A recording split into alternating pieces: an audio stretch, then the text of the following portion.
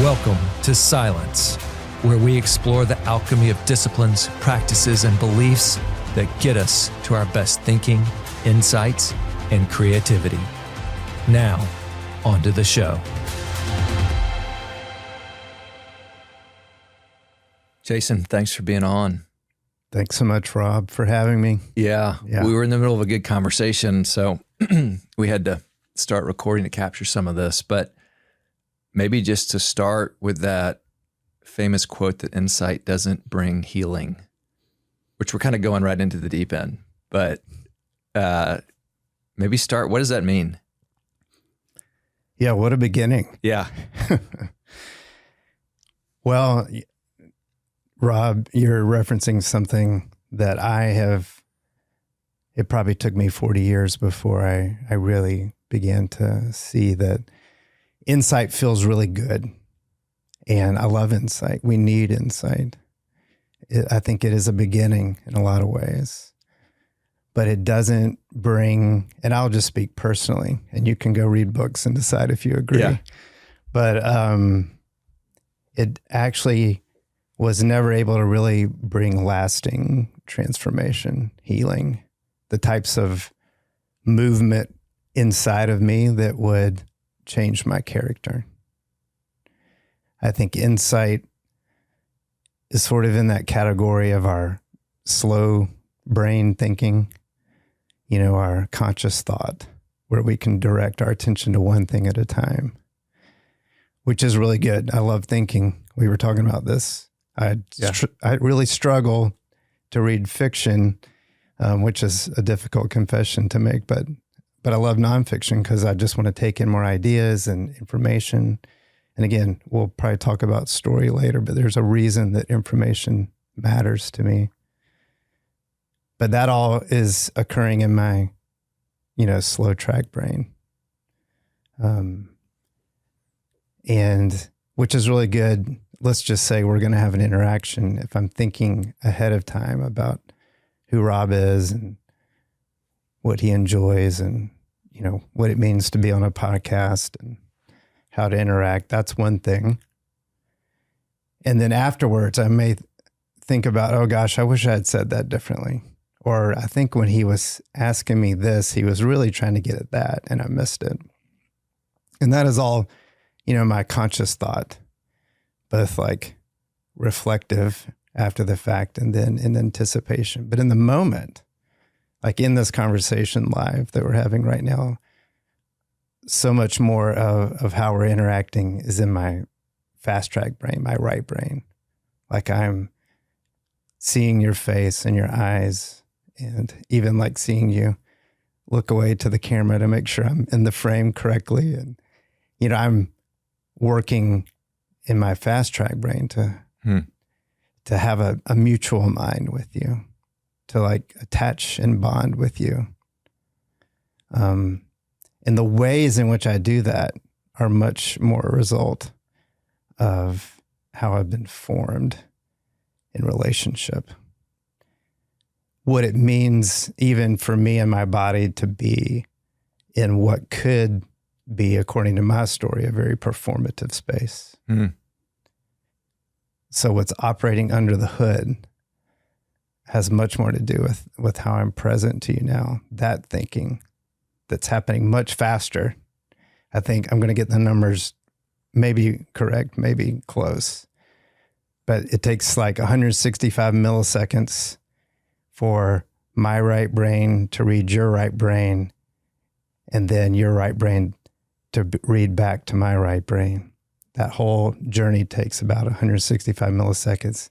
It takes an additional 15 milliseconds after that for me to have the conscious thought that I've seen Rob's face. And so we're already communicating before we even have the conscious idea that we've seen each other. Mm-hmm. And so much of that has been informed by my story, less by what I've read, which is unfortunate because I would rather just find me the perfect how-to book. Yeah. Well, say more about the story part of it. Yeah, so our stories gosh, say more. I'm not sure how long we have, but our stories have formed us. I'm not a neuroscientist. I don't have any training in neuroscience, but I've read some books. There we go back to Stay at the Holiday Inn. That's right. But our brain is made up of billions of neurons, and those billions of neurons are each connected to tens of thousands of other neurons, and we call those neural networks. And our neural networks essentially form how we engage, experience, and react to the world around us, relationships, environments, stimuli. And those neural networks are formed primarily by genetics and by relationships, experiences, which is to say our stories. And our brain is most malleable, most quickly and rapidly being formed in our childhood, primarily like in our first years of life, which is to say that our neural networks, which are most influenced by relationships, are being formed into the ways that we're going to take them into the rest of our lives. Most significantly during those first years of our lives, which means our stories from childhood, our relationships in childhood, and how we made sense of our experiences has a disproportionate effect on those lenses, how we see and interact. And because our brains are forming so quickly and strongly. Mm-hmm. And those first, I heard the other day, the first kind of 7, but I'm sure it's fuzzy, but roughly that. Yeah. Those years of life. Yeah. And thanks be to God for neuroplasticity. Like our brain can change. Yeah. We can have novel experiences that can change some of those neural pathways.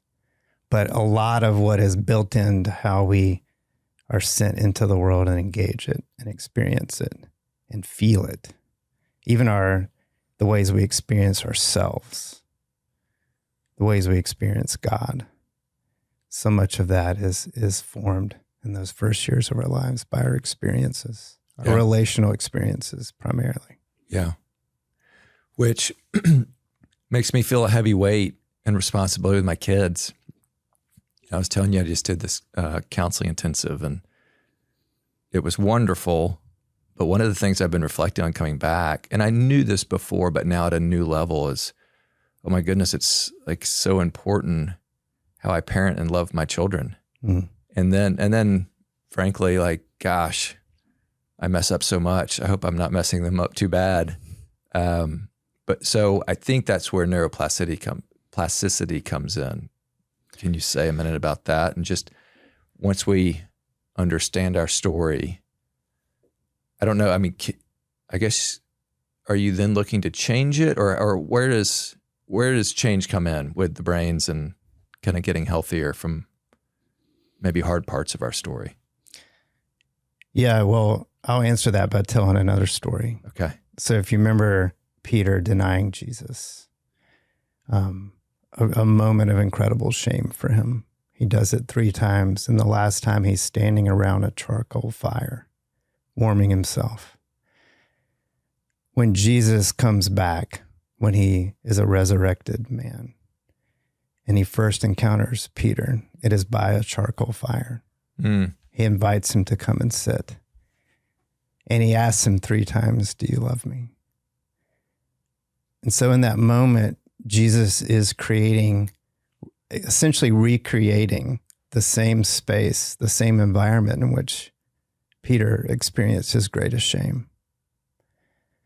But he's giving him a different experience. Mm. He's cooking for him. He's feeding him. He's inviting him back into relationship, which another word for that is repair. And so I think we can experience repair in particular relationships. Like, we're going to hurt our children. It's just a fact. We're going to miss them.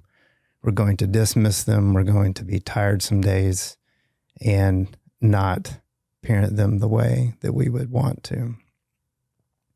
That's a given. What's not a given is that we will come find them and say, hey, buddy, you know, earlier when Daddy raised his voice, like that wasn't about you. I've had a long day and I was actually feeling really anxious, and I allowed that to spill out onto you. Mm. I imagine that was scary. I'm a bigger dude than you. I imagine it's scary to hear me raise my voice. I'm so sorry. Which, you know, just like Jesus's resurrection was in so many ways more powerful than his crucifixion and his death. Like repair will deepen those bonds with our children much more than the misses, the harms will sever the bonds. Yeah, that's been something my counselor has reinforced. And then other friends of ours, who you know as well, who are counselors, kind of beat into me is the repair. Like, you know, that's the saving grace, so to speak, which is really beautiful because it's like, yeah, just like you said with the story, it's like our human brokenness. And then what I feel like is a divine idea of reconciliation, forgiveness. And that's where, gosh, I wish, I have a friend that was talking about this. They just went to Japan, and there's a certain form of art where I don't know if I guess they maybe intentionally break pottery or something. Kintsugi. Yes. I'm saying it wrong. Yeah. But they fill the gaps with gold. With gold. Yeah. And you're like, what a beautiful, I actually, for the picture behind me, was trying to find that, and I couldn't identify the right one, but, you know, kind of a shape broken with gold streaks. And what a great image for faith, but yeah, for just how to love anyone, but how to love our kids. And if our kids know that repair, if they can count on it, like I know Dad's not perfect, but I also know he's the kind of man who knows himself and is connected with himself enough to own his own guilt. Yeah. To be able to hold his own shame without falling apart. Yeah. And he will be coming for me. Yeah. To repair this rupture. Like that anticipation in a child's body is like magic. Yeah. It builds such resilience. Yeah, that you're committed to loving them and working through it, and they can trust that. Yeah, I remember one evening, you know, I got sideways with one of my kids, and I'm actually, for all the faults I do have and how I mess them up, I tried to really lean into the repair work, but I was too still worked up to do it that night. And I think it really troubled them. You know, they expected me to come up and repair, and I just wasn't at that place. And we did it later, but it made a mark of, even though I didn't go do it, he expected that from me, which I think was a healthy sign, even though I let him down in that moment, but, you know, circle back around later. So. Well, I think you were even wise to wait until you were grounded. In the right place. Yeah. You know, sometimes I'll just speak personally, if I'm going to make repair, but I have not yet settled my own body. Yeah. Then really what I'm asking is for one of my kids to let me off the hook. Yeah. Like soothe me. Yeah. Yeah. And they sense it, right? They sense like, I don't 100%. know if this is authentic, you know? Yeah. Yeah. Gosh, there's so many things you brought up. I did want to just comment. I know that we both share we're Enneagram 1s, but it's funny. For years, I couldn't read fiction, or very rarely. Same thing. I want to consume information, just consume, which ironically is almost one of the reasons I've done this podcast, is because I know that I need more silence and less information sometimes. But information seems like a bit of a savior. I don't know. It's just like this growth mentality, but yeah, our pastor, or my pastor, your colleague, talked about how much, he loved fiction, and it always just made me feel like I can't get there. But I have in recent years, it's helped me go to sleep to hear a good story. I think the first one I dove back in with was East of Eden. Mm-hmm. I still go back and forth, but I identify there. And it's like this thing in my life that I love new information, and yet I am seeing the flat sides of it. I will come home and talk about thinking, and I've struggled a lot with this on and off, where I go to bed and my mind's just spinning. Mm-hmm. I can't stop it. Mm-hmm. Often it correlates with how much information I tried to jam in that day. Mm-hmm. And we've talked about in the podcast, like I love listening to podcasts. I often want to put one on the way home, but I know I really need to just ride in silence. Like I need a little bit of just brain space to reset.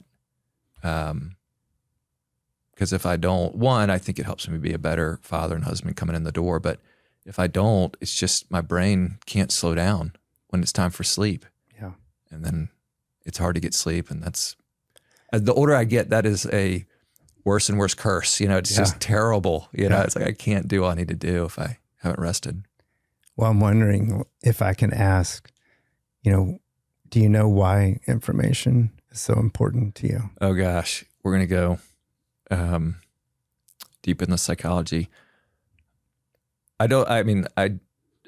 My guess would be it comes out of some insecurity, and to overcome that insecurity, I want rapid growth and development. And so that probably feeds, yes, practically it helps me be a better boss and business person and friend.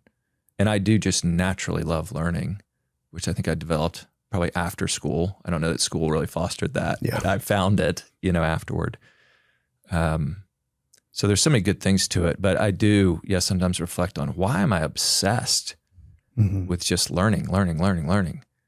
And especially when I'm at a point of exhaustion and I'm still trying to cram more information in. Mm-hmm. And it's like this, I'm trying to fill some unhealthy need here.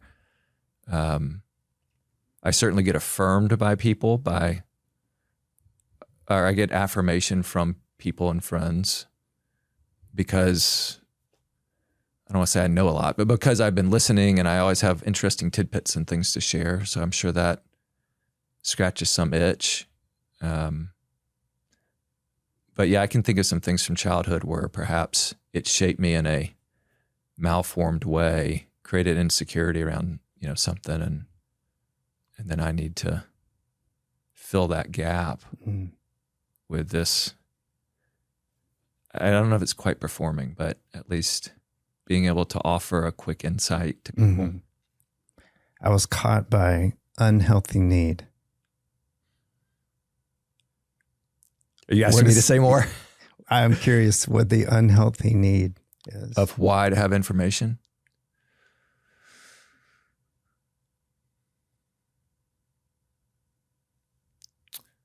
Sorry, I'm doing a little psychoanalysis in my mind. I think it's a need for control. Is Enneagram 1, the Mm-hmm. things I struggle with are control, anger, Mm-hmm. perfection. It was interesting in the work I did recently in the intensive.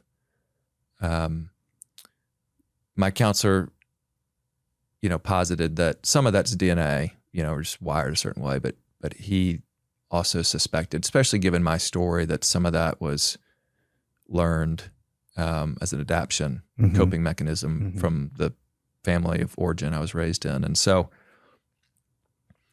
I think more information gives me security and control, Yeah. helps me feel more secure and in control. Yeah.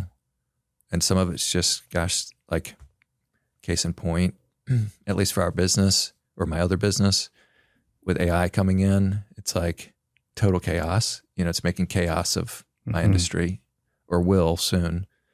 And so to know a lot about AI gives me a sense of control. And again, this is all on a spectrum. So there's part of that's good, necessary, I need to know. But I think as a person of faith, often I get to, when is this healthy? And then when is it a lack of faith? When am I trying to control things that are really outside of my control? And then it creates anxiety, Mm. and tension. So Mm. that's my best off the cuff guess. Yeah. Well, you use the word chaos. And I'm just curious if that feels like a familiar state of being for your body. It is. It is a familiar state of being. Yeah. Some from growing up, some from current life circumstances, some non-dramatic, just like running a business and having 4 children, some as a result of some particular dynamics, relational dynamics in life that seem to create chaos. Yeah. I mean, having kids is chaos. It's a beautiful chaos often, but sometimes it's not a beautiful chaos. So, well, just to say, I mean, we're not meant for chaos. Yeah. You know, often like the work of Satan is, you know, chaotic. Yeah. To disconnect, to disintegrate. You know, the first work of the Holy Spirit was to bring order out of chaos. Yeah. You know, the waters, you know, that the disciples would get out on to fish were scary to them because deep waters, dark waters represented chaos. So just to name, like, you're not meant for chaos. Yeah.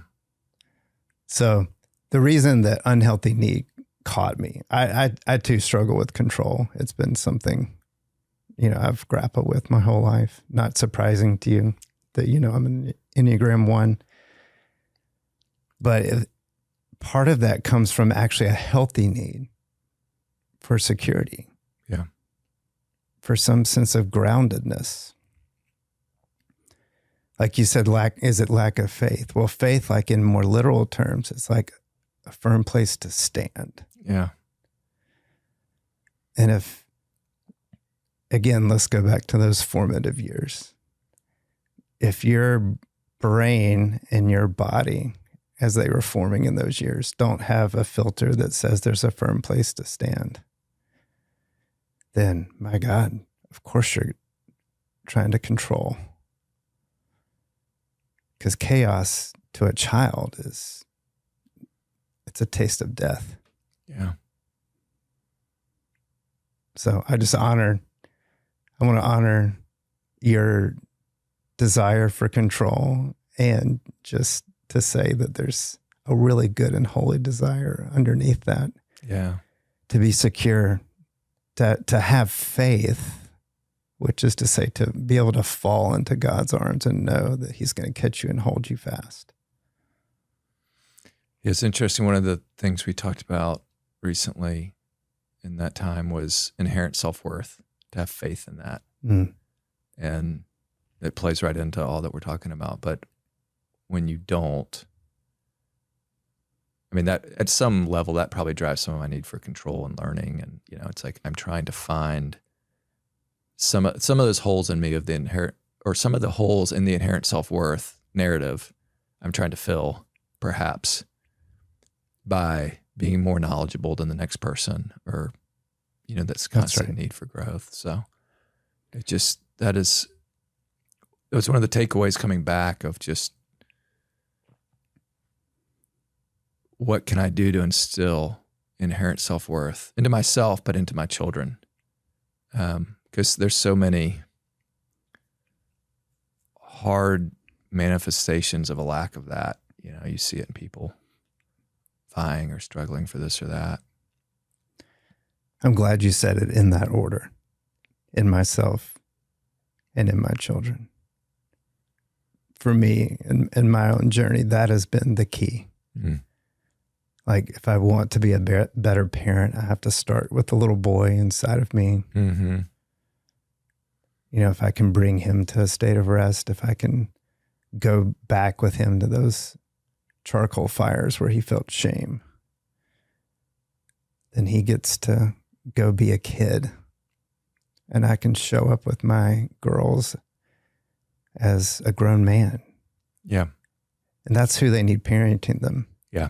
Not a 10-year-old who's confused and anxious and vying for attention. Yeah. Desperate for belonging. Yeah. Yeah.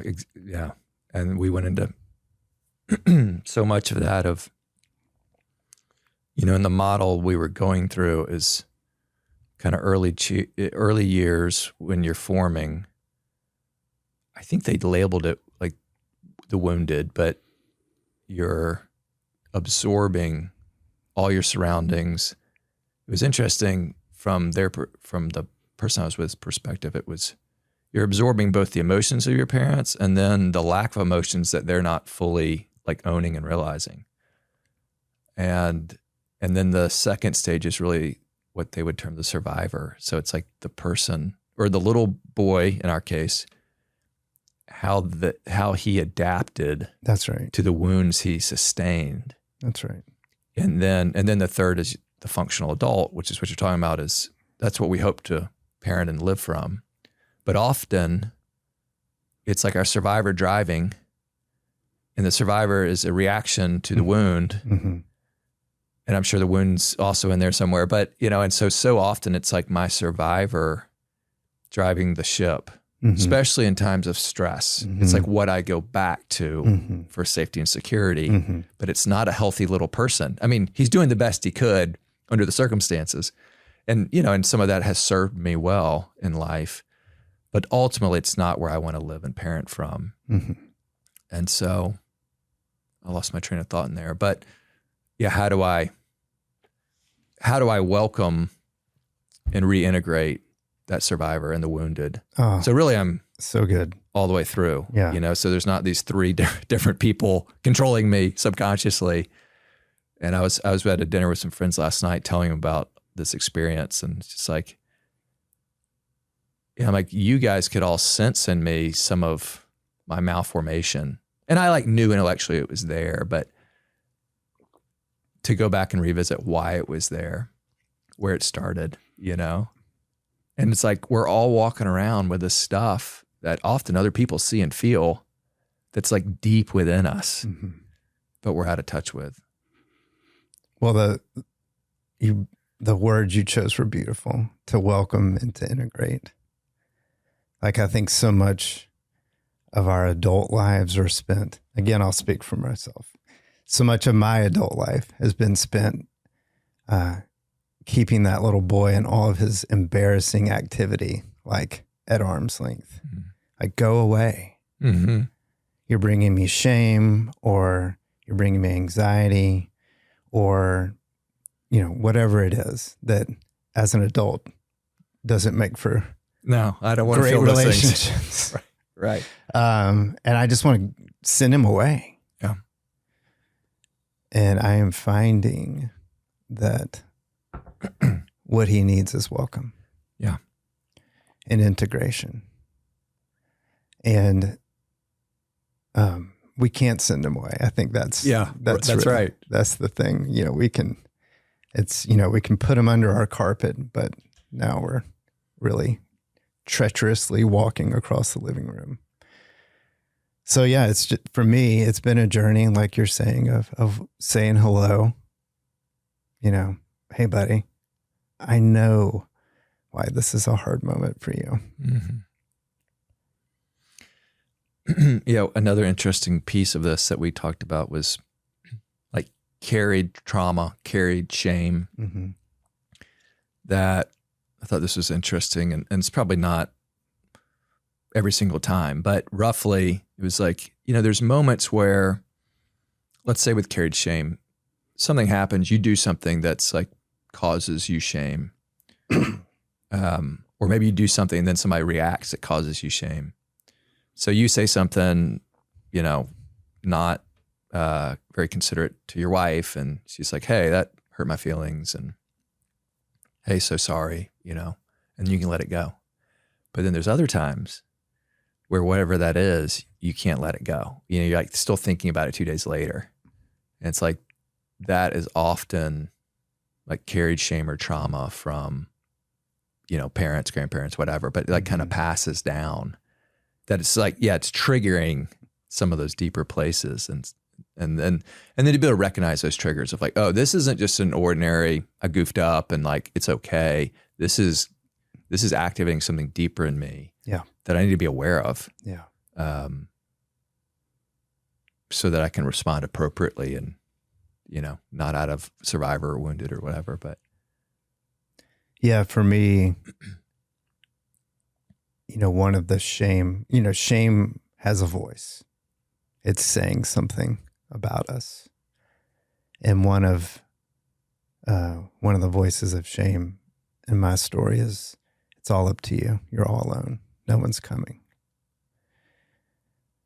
And if I'm in a situation relationally or at work or at home where I'm feeling like I am, whether I'm over functioning or whether it's the reality that I have a disproportionate amount of responsibility, I can start to feel that shame, that message. Yeah.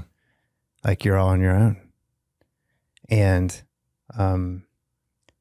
for most of my life, I have not known that was in there. I would just have a reaction of a level 8 to a stimulus of a level 2. Yeah. And yes. then wonder what the heck is wrong with me. Yeah. Why am I, overreacting to this? And so much of this work is being able to see in the moment, oh, I'm believing right now. And I'm feeling in my body that I am all alone. And to say hello to that boy, because in some sense, he was all alone. Mm-hmm. So to be with him in that, so that he can rest and know that he's joined, that he's seen. And even as I'm saying this, I don't know who your listeners are, but maybe this sounds like, some sort of new agey kind of talk. But, what we know about how the brain works is that we actually have neural pathways that are young, that were formed when we were children, and those can actually be activated, can be turned on by certain triggers as you're mentioning. So to say hello, and the actual act of integration is reconnecting to those neural pathways, bringing them back into the fold of the larger neural network, so that they're not firing off at random and without our awareness. So I'm curious for you, Rob, because a question you asked me early on that we never really answered is how people change. As you're becoming more aware of what activates you, and maybe you even have some agreements that you've made about how the world works or who you are and what's true about you in the world that come from shame. Like, how are you moving in a way that is transforming you into a more solid person in the face of those moments? Yeah,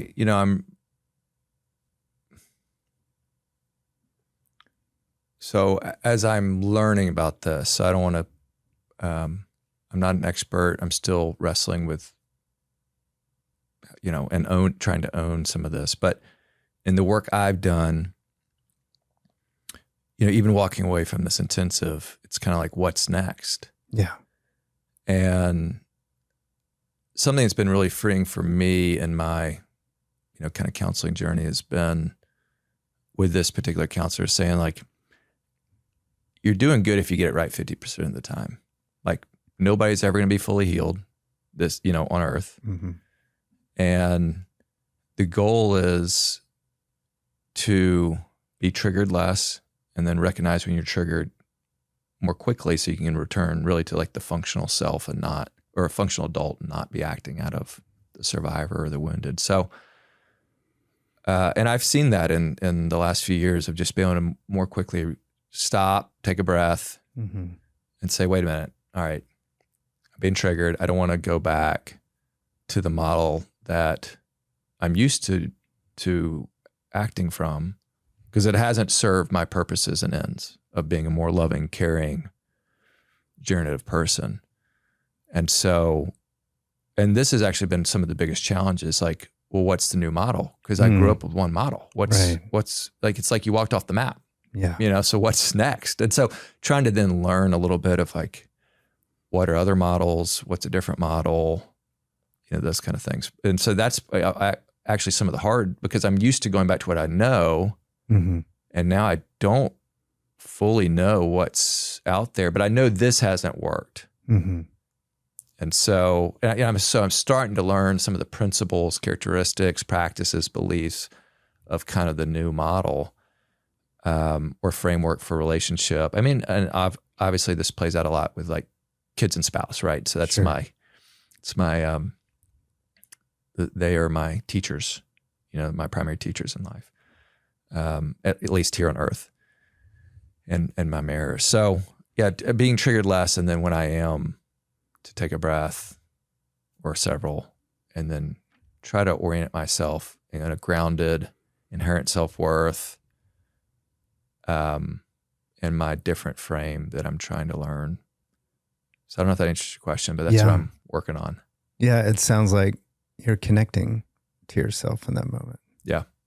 And then now to be able to really, have some of that integration. It was interesting. The person I was with had done a lot of trauma study, and without going deep, because I don't know enough, but just, there's different regions of the brain. There's older brain, newer brain, and different parts of us got locked into different sections. So try to open those up. So again, you're integrated and kind of know. Again, it's like we're all being driven unconsciously by things. I want to know what those things are. I want to be aware of them. Yeah. Even if I can't fix them overnight, at least I know that. Yeah. Know why I'm acting in a certain way, or if I trigger my wife or my kids, or, where was that coming from? Mm-hmm. And it's like fascinating, and I think really exciting when you start learning, like, oh, my wife said that, and it really like kind of wound me up to an 8, like you said. Why did that do that? Right. And then to know and be like, okay, let's start unwinding some of this. I can change my story and respond differently and be a healthier person in the world. What would you say? Well, the first thing I would say is, someone said to me several years ago, your life makes sense. It's not random. Yeah. Like, there's a reason that certain things cause reactions in you that you don't like. You're not yet making sense of it, and that's part of what's making you think you're crazy. But your life makes sense, and that was such a gift.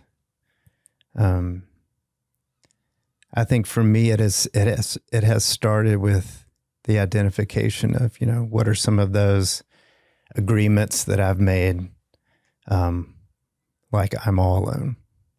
Yeah. And then what are some of the vows that I've made to keep those agreements? I won't let people get close. And to begin to recognize, and first it was, I pass everything through my slow thinking brain because that's what I prize, and that's what it really kept me safe as a kid. But I'm learning to pay attention more to my body. Like, what does I'm all alone feel like in my body? And where do I feel it? For me, it's very much like in my upper abdomen. The shame that comes and says, you don't belong. I feel that in my throat. I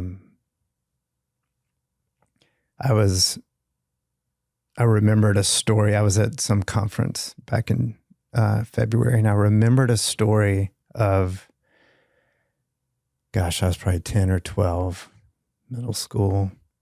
And the school I was at, there was a, small softball field and a backstop, which was a chain link fence that had been there forever. So, those chain link fences, they last forever. They last forever. They never go away. Yeah. But they become like increasingly elastic. Yeah. Like, you could lay back in this fence and it would hold you, and you could bounce in it and sway in it. And I can remember just sort of letting the weight of my body just fall into the fence and kind of bounce and like let the fence hold me. And I was waiting in that moment to be picked for a kickball team. And I knew that I would probably be picked last. And it was about a 5-minute activity. You had 2 team captains and they were really excited. And it's a grueling 5 minutes when you know you're going to be picked last. Yeah. And also being aware in that moment that for some people, this is the best day of their life because teams are fighting over having you on their team. And just wondering, I wonder what that's like to be picked first. I wonder what that feels like. And in that moment, I realized, in that moment, recalling that story, I realized that so much of my life has been, like, to go back to what's running under the hood of my life. So many of my decisions have been driven by chasing the feeling of being picked. And, you have realizations like that, and it can potentially throw you into an existential crisis. Like, what have I been doing with my life? I'm just chasing a feeling. But to begin to realize that, no, I'm, what you mentioned earlier, I can't remember the phrase you used, but this sort of what's foundationally true about us, that we're God's beloved. I had a moment with God after that realization, and I just heard him say, "Don't you know that I've picked you?" And the grief that washed over me in that moment. Grief. Why? To realize that I'd lived half of my life knowing that that's true, because I'm a pastor, I'm supposed to know that I'm the beloved of God, but never having felt in my body what it's like to be told I've been picked, that I belong to God. And grief for that little boy that had not had that modeled well in his home. He didn't have a felt sense of being chosen. And so he was just chasing it. But he wasn't good at kickball that day, so he wasn't going to get picked that day. So just holding the grief with that boy, also knowing like I would go home and I would not share that moment. So there was no one to hold that grief. And so it just went inside. Yeah, so grief is something I've avoided most of my life, which you may say that's odd because aren't you in the work of care? And so much of care is coming alongside people who are in grief. But grief has been scary to me. And I think a large part of the reason is I didn't know what it was like to find a place that could hold it. And so I've been in a season of grief really since Holy Week. I felt the Lord invite me to just begin to make a list of things that bring me grief. And I felt it really strongly, but with God. And many of the things on the list are things about me that bring me grief. Things that I would, as an Enneagram 1, we have a strong critic. So as soon as you make a list like that, shame will be right behind. But I think the Lord is doing a good work in removing the shame and just letting me feel sad. Mm-hmm.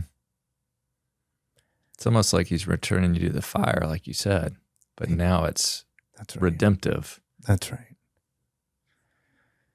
And if we could only hear Jesus's voice, the tone in his voice as he's talking to Peter and preparing his fish, like I think we would have heard such kindness. And thanks for bringing us back to that story, because I believe it ends with the third time that Jesus asked, "Do you love me?" It says Peter is deeply grieved. And you may say, well, that sounds like a bad ending. He was sad. But no, his shame had moved away, which allowed him to grieve. And I think that's what changes him. Mm. I think grief is necessary for real change. That's what I'm finding in my life. Yeah, I'm not going to get this right, but one of the diagrams we looked at recently was a funnel. At the top of the funnel, I know anger was there because I'm like, check. Maybe shame. There's 2 or 3 words. And a lot of people just stay in that cycle round and round the top. But you obviously want to dive in and go through the funnel for healing. And then there was a series of words as you go down the funnel. I think the first was grief. And then maybe peace, compassion. I know it ultimately ended in love, but that jumps to mind when you say that when you move past some of these things, often the first or second stage is grief. Yeah. But that's not the end of the story. That's necessary for healing. That's right.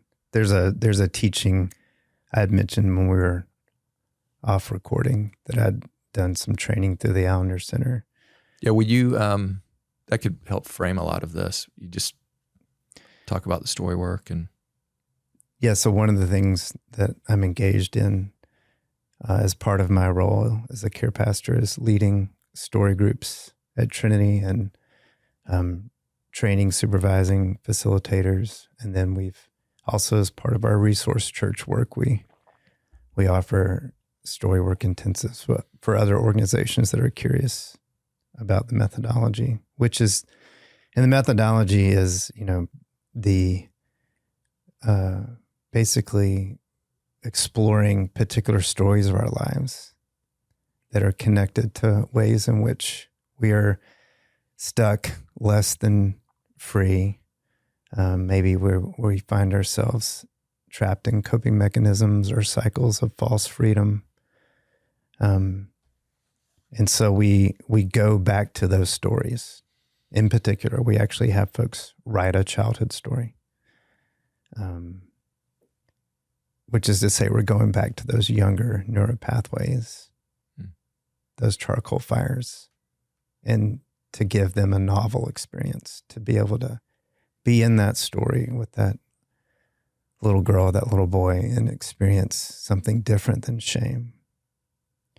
To actually be seen by another compassionate human instead of return to a room that's empty and have to deal with it on their own.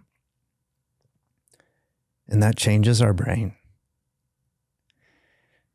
So there's a teaching in this methodology that Kathy Lorzell, who's one of the founders of the Allender Center, she developed, and it's called the U diagram, which basically says the pathway to healing requires that you go down before you go up, which is not, a novel teaching in the whole like methodology of how people change. Just the whole, to go from orientation to reorientation, you have to pass through disorientation.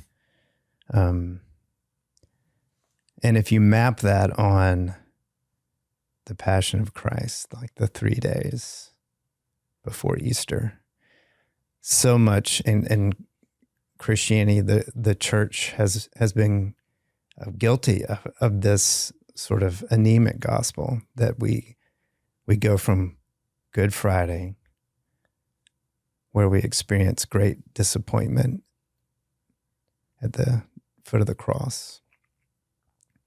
We're looking at death. And then we have Easter Sunday, resurrection. We don't talk a lot about Holy Saturday, which was super confusing. A really disorienting day for these disciples. Did we bet on the wrong horse? Like we threw our lives away. We gave up fishing, tax collecting. We're so afraid. They were hiding. There was such grief in that room. Jesus himself, and we can talk about this as a way of salvation, but also as a way of how to become more human. To take up your cross and follow me is to go to death, to go to grief. I think in the second half of my life, I'm realizing that to die well is to begin to experience the little deaths on the way, which is to say to grieve.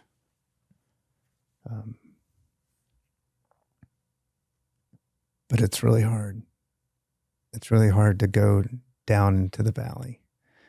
But the beautiful thing about, the 23rd Psalm says that it's in the valley where we feast, where God actually prepares a feast for us,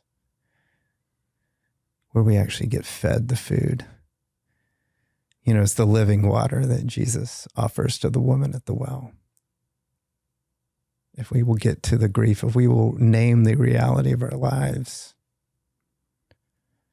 which I think he was doing with that woman at the well. Like,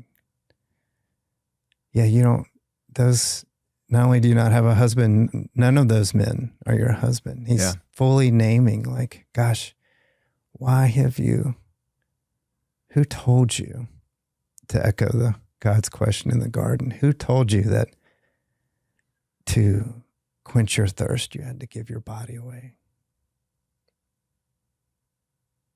So I feel like I'm all over the place right now, but that's good. Just to say that I am learning, still with a lot of resistance, but I'm learning that for me, it's dipping down and actually feeling the grief in my body. And even more than that, feeling it in the presence of another human I love and trust. Yeah, I connect with that, and where I feel like I've experienced death in the last many years, and what I think about a lot is like ego death. Mm-hmm. And again, we've talked about this before in the podcast, but like the second mountain, and I think about it more as first half of life is climbing a mountain. You're building your ego, you're collecting your accolades and who you are, your sense of identity. And then I think for me, the image I've been holding on to so much is, midlife, you crest the mountain, perhaps, and then you start going down, and that down is a death of the ego, death of like what I want, self. But what made me think about it is you said a lot of little deaths. To me, that's a lot of little deaths, and I have to do that to allow more of the Lord in, because he can't fill what's already full. So if I'm full of myself, full of my ego and my own desires and wants, and I mean, not that it's not good to have some of those, but I found he can't fill me as much. And so I need to die. I mean, die to self would be kind of the religious language, which works too. But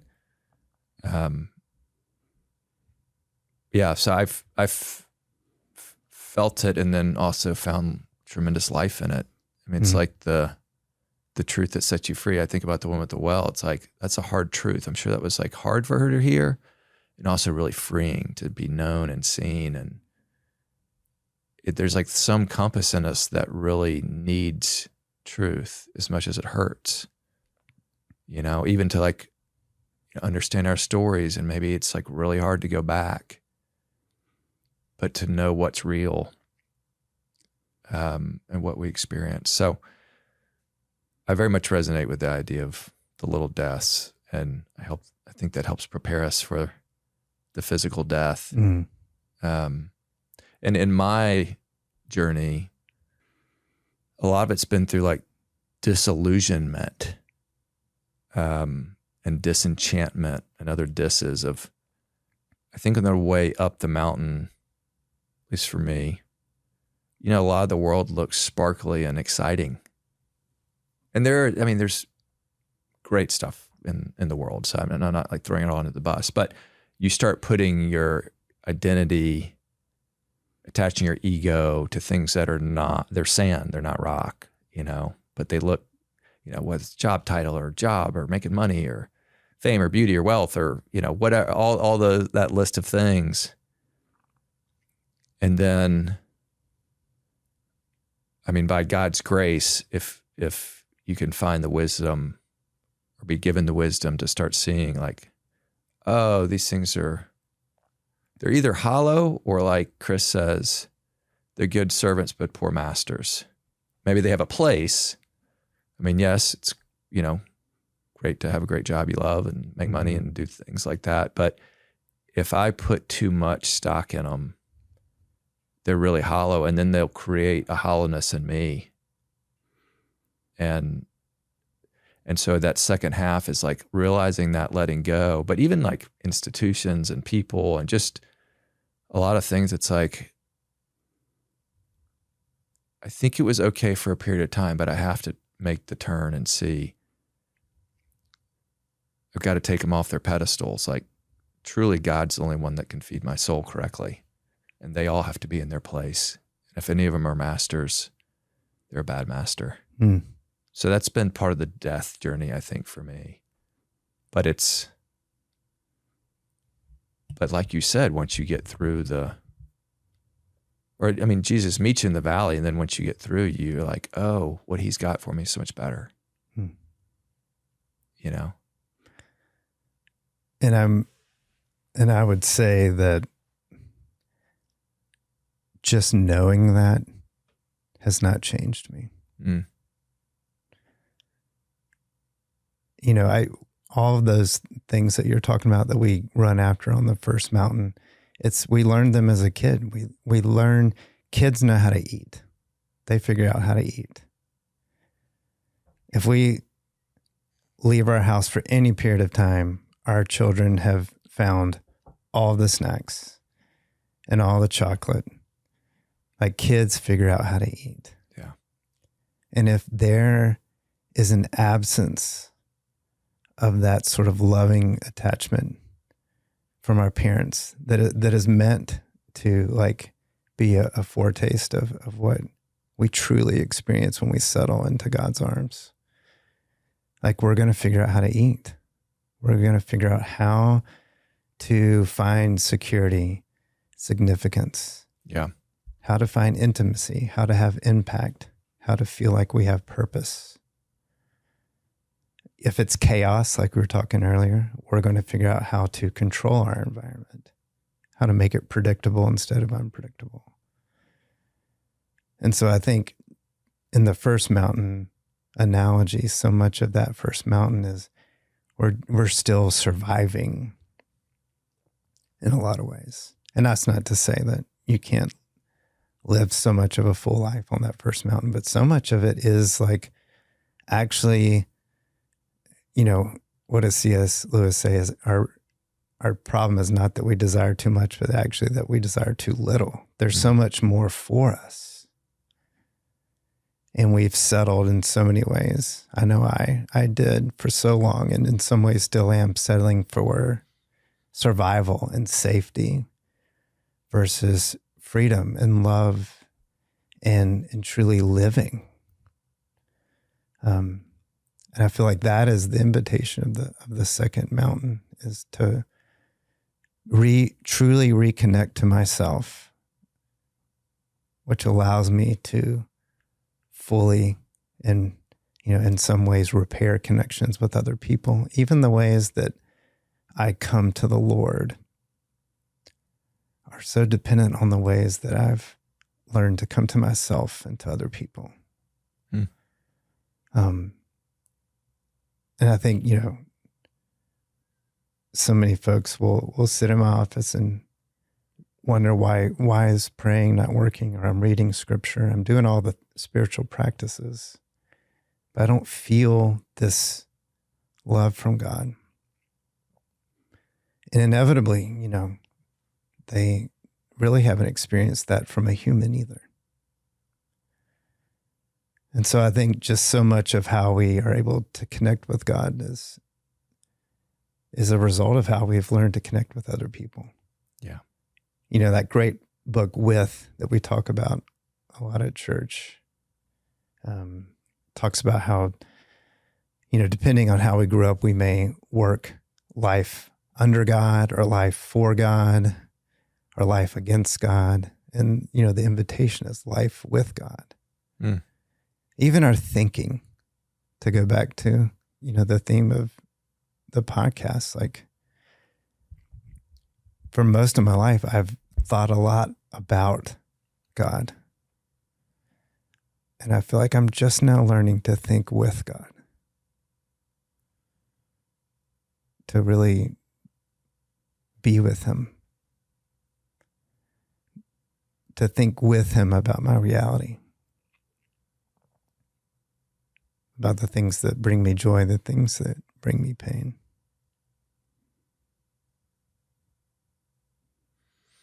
I think about this story, I haven't verified, but that somebody asked Mother Teresa about praying. Maybe she'd just come from a time of solitude. I don't know, but it's like, what did you say to God?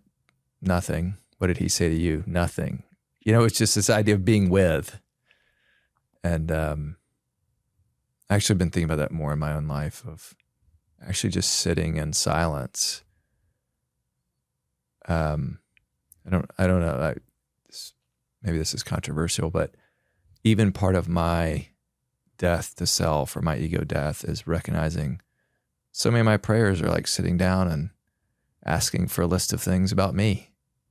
And I know God loves me and he wants to take care of me, and there's a place for that. But sometimes just sitting and just listening, just being, trying to experience, it's not like, hey, here's my wish list for whatever. Trying to be really quiet, like down deep quiet. Yeah. And depending on our stories and how we've been formed, like that can be really hard to believe that that's what he wants most, is to be with us. Mm-hmm. I certainly find it hard to believe most days. But gosh, when I'm able to get there, those are the moments that change me. Well, I'm gonna lead us down a path off of this. Of it's often hard to hear them Mm-hmm. in seasons of life, in this, maybe in this, cultural season we're in. So, one of the things I'm obviously exploring with the podcast is silence, solitude. It's not, there's many forms of silence, and we've talked some about this, but there's audible, of course, but, silence of the mind, silence of the heart, emotion, silence of the body. One thing I think about is like dopaminergic silence. How can I lower the dopamine hits that are coming, especially with all this technology? But what role is silence and solitude playing in your life in this season, and in your, walk with the Lord and being with him? Oh, it's such a hard question to hear, because it's something I desire so much. And, season of life, phones, blah, blah, blah, et cetera, et cetera. Yeah. There are many ways. We've come to this place like everybody knows the problem. When I see a new article about technology, you're like, everybody knows the problem. Nobody is acting out the solution. I think we know the solution, but nobody's acting about it. Silence is hard for me.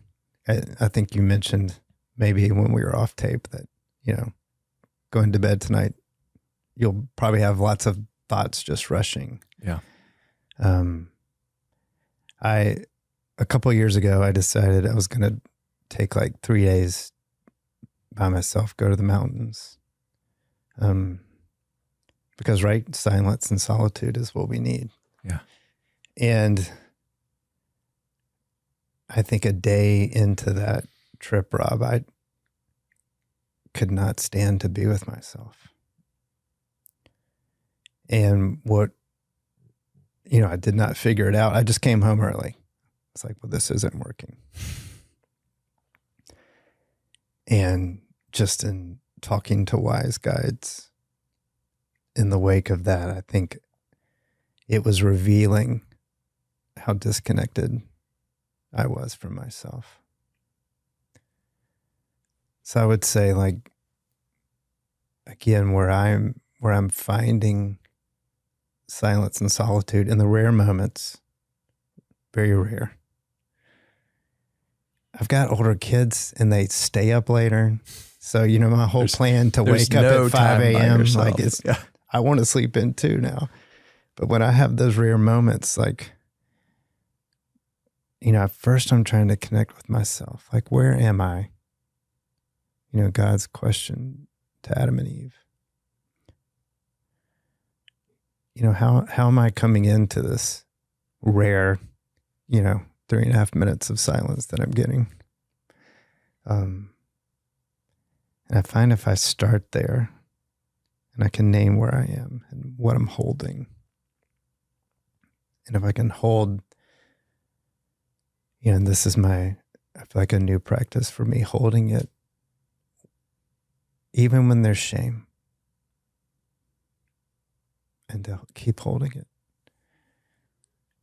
And then, like, ask God what he wants to say.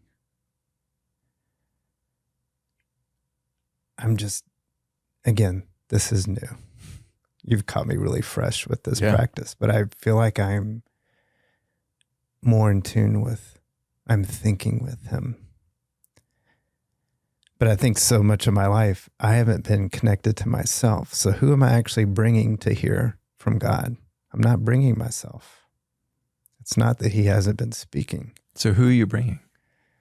I'm increasingly trying to bring my whole self. And who have you been bringing, or had you been?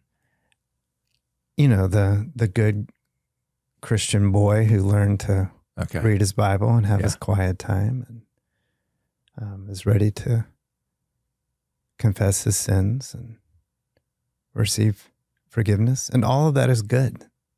All of that is really good. But because I was distant from certain places, and frankly, the places that needed God's voice the most. Mm-hmm. It wasn't that that God was withholding, I don't think. It's that I wasn't bringing the parts of me that most needed to hear him. Yeah. Yeah, well said. I mean, the irony there is, like, we need God in those places. He wants to be in those places. And yet we think, for whatever reason, we can't bring those places. So we bring the perfect, like, projected self, which he can't, it's like he doesn't want that. It's not. Yeah. And again, for my own story, like, I learned to perform, specifically academically. That's how I learned to receive honor and belonging and people who would turn their head and show interest in me. And so, of course, I'm taking that into my time with God. I want to perform. Undoubtedly part of the reason I got into this pastoral work 9 years ago was, why now I get to perform for God. Is there any greater vocation on the face of the earth? And gosh, God has just shown me in really, really kind ways and at a pace that my body can hold, that he just wants to be with me. And if I can hold that, and gosh, Rob, most days I can't.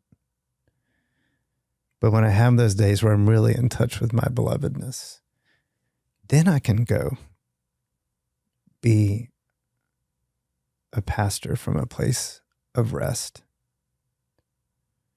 then I'm actually like, have faith. I actually have faith in those moments because I'm standing on solid ground. Mm. But it is hard. And most days I'm at war with parts of my story that are still needing healing.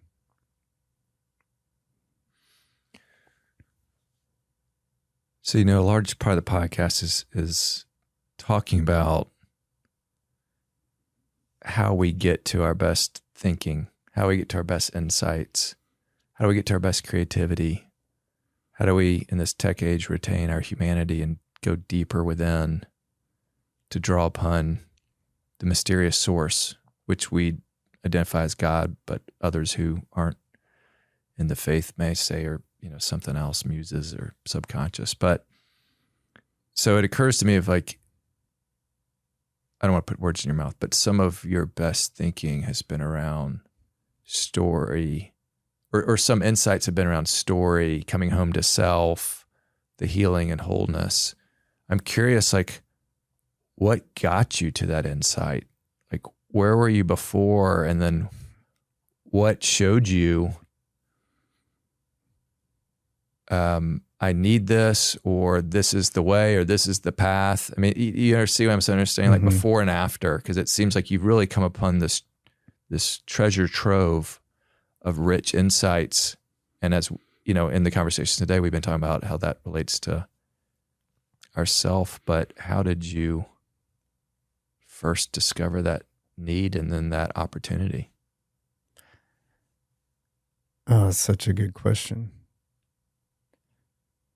I would say it wasn't a book. Wasn't a bestseller in the airport you picked up?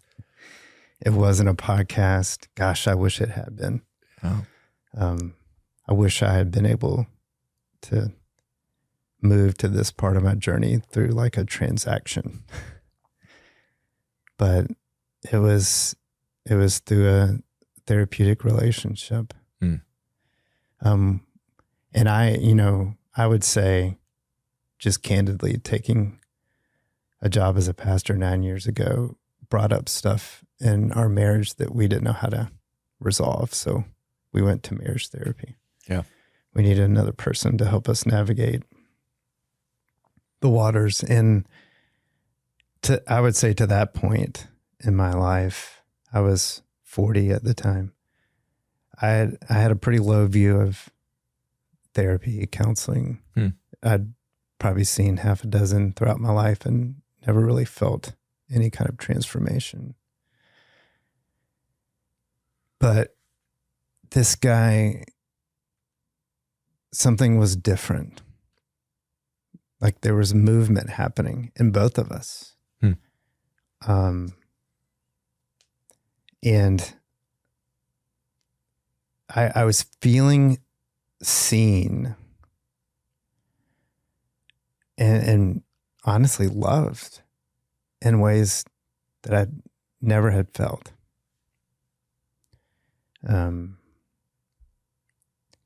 Particularly in places that bring me shame. And I just asked him one day, what are you doing? What is this? What is this? What magic is this? And he talked to me about the Allender Center. And so he was doing story work. Mm-hmm. Now, we weren't reading stories, but he was using a lens of story. Yeah. To guide us. And that's what started me on the journey of doing my own work, doing my own training, bringing it to the church. So it's so powerful for you. You wanted to then go learn the work. I just wanted to bring it to other people. Like I wanted, and frankly, starting with my children and my wife. I could talk about grief, which at that time I was not ready to feel or face.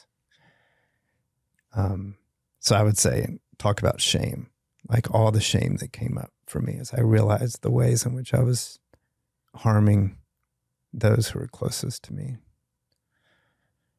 just because of things I had not resolved, unhealed wounds. And I'll probably be doing work on my story until my final big capital D death. But yeah, as I've been doing this work, it's just bringing healing in ways that I just have to share. I want other folks to taste it, to know that their life makes sense. And if somebody said, why do this work? Like, what's the practical benefit? What am I going to get from it? Like, maybe I'm skeptical of therapy or things in that field.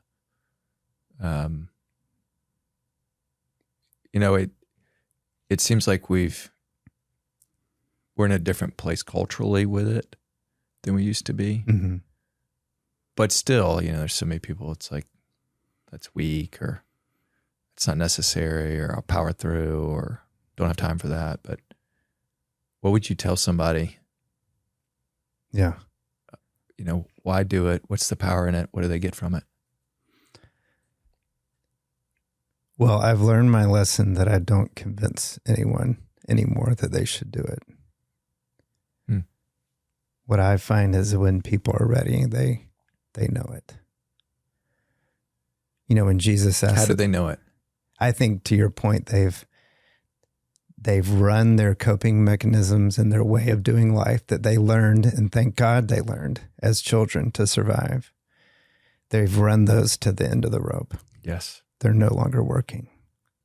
And maybe more than not working, they're actually causing damage that they are feeling and seeing. And then Jesus' question of what do you want?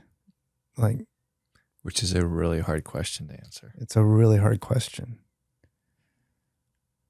But it's a little bit easier if you are experiencing a lot of things in your life that you do not want. And so that's often where I start with folks. Do you want something different than what you're experiencing now? You have a mentor that said, who happens to be a industrial psychologist, but he said often the thing that got you to where you are, which he means, I think, like a characteristic or attribute or model, if you can't then transcend it, will become your biggest hindrance. And so for me, a need for perfection control certainly has a lot of great benefits, right? You can run businesses and whatever. And yet, and this is years ago that I had this realization, thankfully, through, with him, but realizing, man, I was now bumping up against the limitations of that. And I was starting to hurt people. And if I couldn't figure out, transcend's maybe not the right word, but how to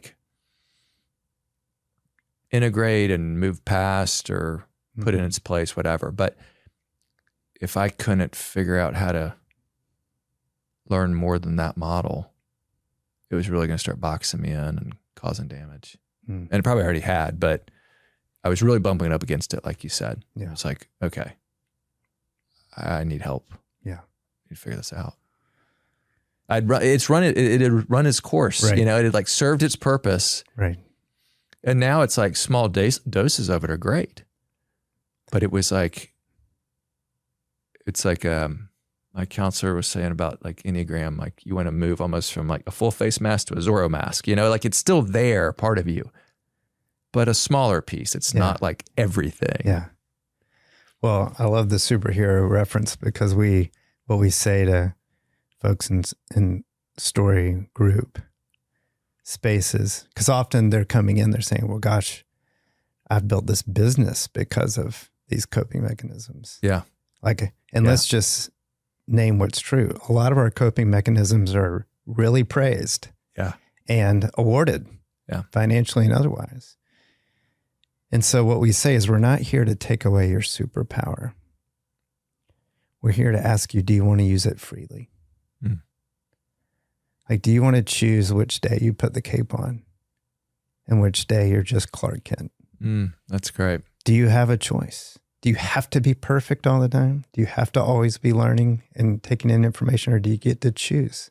I'm going to listen to a podcast today because I want to. Mm-hmm. It's not tied to safety and significance and order and control and the staving off of chaos. Any other thoughts on silence or solitude? I probably didn't actually answer your question, but I would say that. Well, I think you gave a real example of why it's so hard. You know, I've actually, like, kudos to you for going, because I've had the fear of, like, if I go do this for 3 days, what if it doesn't work? What if it's not productive? You know? Though on the flip side, I do get to spend a lot of time, like, in the woods, particularly in the fall, and I, you know, and that's become like a really magical time for me. I mean, just more and more, it's just wandering around alone by myself in nature. Mm-hmm. You know, your mind can clear. It's like really cathartic, but I rarely get it. I think as you're painting that picture, you're not alone though, are you? No, I'm not. I imagine you're so connected Yes. to your environment, to the beauty around you, the ground beneath your feet. Yeah. The noise has been turned down, maybe. Yeah. I guess what I'm alluding to there is, you know, what I found in going away is that I wasn't connected to myself. And I had a mentor at the time who just said, it's not isolation it's actually connection that you're looking for. So sometimes we confuse silence and solitude with like being alone. But even Jesus, when he sought silence and solitude, it was moments of great connection with his Father. And so I think what I would typically do in moments of silence and solitude, and you can probably guess, I would take in more information. This is my opportunity. No distractions. Yeah, to read, listen to another podcast. But I'm trying to increasingly like look for connection to myself, to God, which even, you know, I have this tiny little garden in my backyard. Even walking back in there and seeing the drops of dew on the ripening tomatoes, like some connection, even with the earth. Like it's connection that we're made for.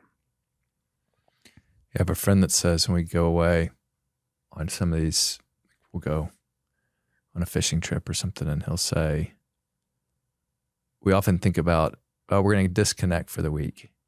But really, we're connecting. Like we're trying to plug in, but to the real. You know, we're kind of disconnecting from the. You're actually moving into reality. Right. Yeah. It's a great reframe of this isn't, I mean, it is disconnecting from like kind of the world, but it really is. We're plugging back in. We're recharging. And I think, you know, a lot of, again, the ways we survive was to not live in reality. And even that's what we do. You know, if I'm scrolling on my phone or playing Wordle at night, it's to remove myself from reality, which is connection with my environment, with my kids, my wife, myself, my God. And so I think the more that we allow ourselves to connect with reality, and gosh, we have to do it alongside other folks on the journey, right? Oh, it's so important to do it together. But I think I feel that that's where the goodness is increasingly. And I'm an introvert, and I would say, again, my story would say, I'm good to go by myself. And I think what I'm learning is that's just actually not true. What else is inspiring you or bringing you life in this season? Where else are you? Yeah, I'll leave it there. Feeling inspired. You know, the first thing that comes to my mind is this little neighborhood guys group that I've been attending at a neighbor's house. And, I don't think any of us really knew what it was going to be. And part of me, I even think I said to Ann, my wife, like, I don't need another group with people, that's what I do in my job. And she said, no, I think this would be good for you. A wife's intuition. Yes. A superpower. And there's something about being in a place where it's not my job. I'm not a pastor in that space. I'm just a human, a dude who's, trying to figure out how to live well, how to love well. And to do that with neighbors, it's just been such a gift to me to be alongside these other men and the honesty that happens in that space. Someone said just yesterday morning, we do it on Thursday mornings. He said, I've never had a conversation like this with other men. And it's experiences like that change me. They give me hope. They give me grounding. So that's inspiring me right now, just to be in a space with other men and something that's separated from, how my paycheck gets signed. But just to be a human in a space with men who are trying to be honest and are looking for connection. And I think are actually finding it. Mm. What about resources? Any favorite books, podcasts, anything else that's really helped you in your journey that stand out? Gosh. I would say if you're curious at all about the storywork stuff, The Place We Find Ourselves podcast with Adam Young is a great resource. Talks a lot about story. I would say, a book I read recently is called Renovated.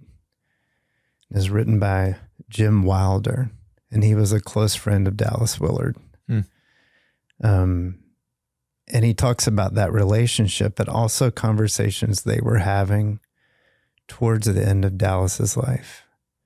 Dallas, if folks don't know, was, I guess, a doctor of philosophy, theology. He wrote exhaustively about spiritual transformation, how people change, spiritual disciplines. Renovation of the Heart is his famous book, among others. He also talks about hearing God with a book by that title. But Jim tells a story, and the way the book is laid out is it occurs at one of Dallas's conferences, and one chapter will be Dallas teaching, and essentially a transcription of his teaching, and then the next chapter is Jim sort of giving commentary, but then bringing in neurobiology into the conversation. And I think essentially what he alludes to is that Dallas pretty much commissioned him to write this book. Like, there's more to this idea of spiritual transformation that has to do with this idea of a loving attachment to God. And it gets all into the geeky neuroscience too, which I enjoy. But this Hebrew word hesed that's used throughout the Old Testament, he makes the case, a very good case, I think, that it is best translated as attachment, love. And then, of course, in the New Testament, we see, remaining in the vine, Jesus being the vine. It's all about attachment to him. So it's a great book that sort of is maybe a revision of a lot of Dallas Willard's writings, his VIM model, if you're familiar with that. But it talks about the fact that what changes us is who we love. Character transformation character formation is formed primarily by our loving attachments. Jamie Smith, who, I don't know if you've read any of his books, but his probably more famous book is You Are What You Love, which is sort of a treatise against the, post-enlightenment, prizing of thinking as being, and I love thinking. I know this is a podcast about thinking, and I love to think good thoughts. But Jamie Smith and then Jim Wilder in this book makes the argument, and neurobiologically, I think it is increasingly being shown to be true, that it is actually what we love, what we attach to, that forms us the most. Interesting. Early on or all through life? Throughout life. Yeah. Of course, as we said at the beginning, it is those attachments that we form early in life that are most forming who we are. I was putting my 7-year-old to sleep the other night, and it's the last week of school. Bedtimes have been just all over the map. Everyone's tired. I'm exhausted. I've been not sleeping well this week for whatever reason, so I've been tired every night. But I know, because I've read the books and listened to the podcast, that I need to go in and be very present to her. Hey, let's read a book together. And she told me the other night, she said, Daddy, I don't want you to put me down. And I said, well, why? She said, because you're all like, Lucy, go to sleep.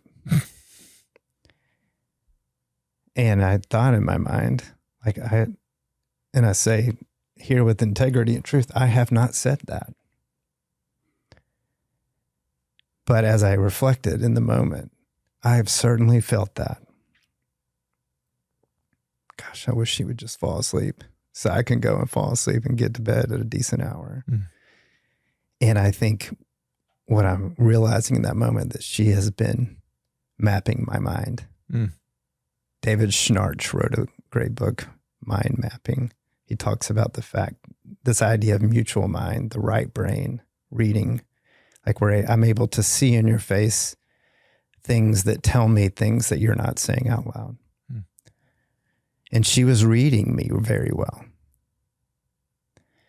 And that was the basis of our attachment the other night, was what she was reading in my mind, not the words I was saying or the things that I was doing, because I've read a few good parenting books, but she was being formed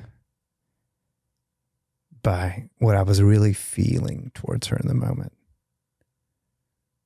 which is, I wish she would just fall asleep so Daddy can get a break. And so I think that this idea of attachment, love, it's so core to what's forming us. And so I had to do some repair. So intuitive of her. It's amazing.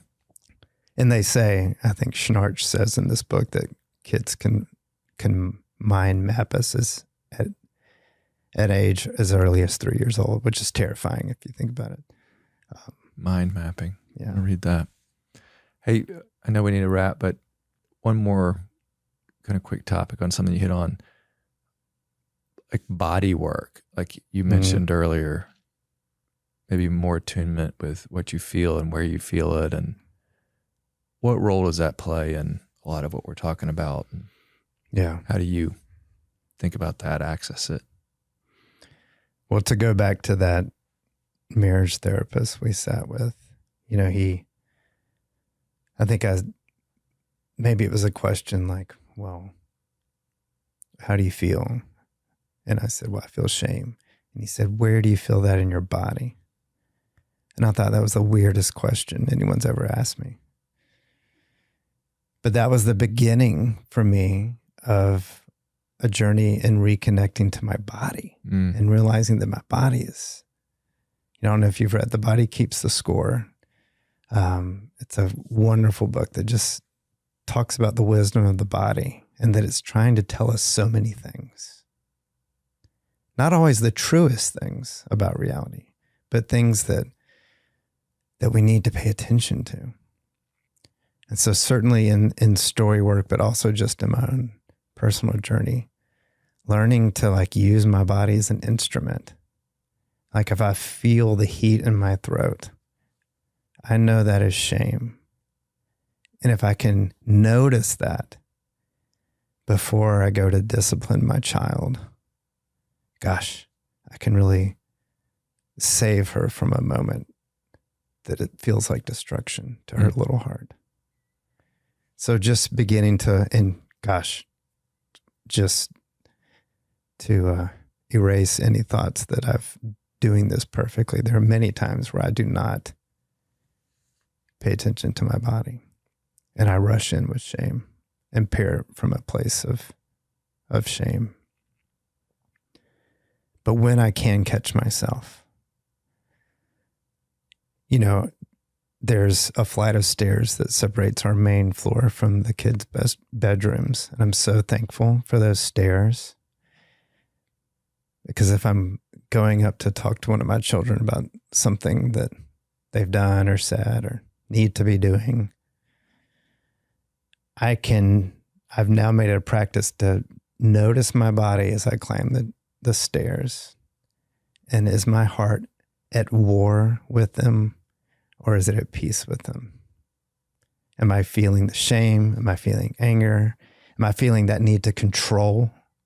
Because gosh, doesn't it come out on our children?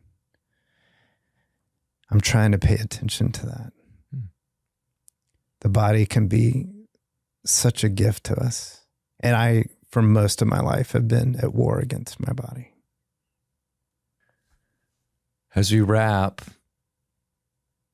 a thought, challenge, question for everyone listening, something you want to leave them with or give to them?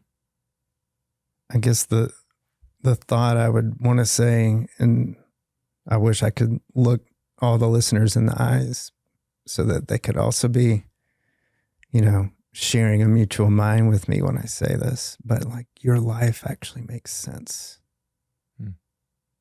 There is a reason for the places where you are thriving and the places where you are languishing, for your struggles, for your, you know, your level 10 reactions to the level 2 stimuli. There's a reason. And my question would be, do you want to know? Do you want to take your story as seriously as Jesus does? Do you want to have curiosity about it? And do you want to approach it with kindness? Well said. We'll leave it there. Thank you. Thank you, Ron. For you to come on today, and you're a man of deep waters. So I appreciate you sharing. I feel like I'm in the presence of same. So thank you.